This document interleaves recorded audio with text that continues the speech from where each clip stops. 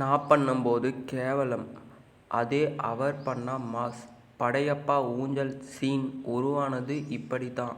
படையப்பா திரைப்படத்தில் ஊஞ்சல் சீன் திரையில் பார்த்தவர்களுக்கு மாஸாக இருக்கும். அந்த சீன் உருவான விதம் குறித்து இயக்குனர் கே.எஸ். ரவிக்குமார் சமீபத்தில் ஒரு நிகழ்ச்சியில் கூறியுள்ளார். சினிமாவை பொறுத்தவரை வணிக ரீதியாக வெற்றி பெறுவது வேறு, வசூல் ரீதியாக சாதனை படைப்பது என்பது வேறு. ஒரு திரைப்படம் தயாரிப்பாளர்களின் முதலீட்டை அப்படியே மீட்டு விட்டால் அப்படம் நஷ்டப்படாமல் தப்பித்தது என்று எடுத்துக்கொள்ளலாம்.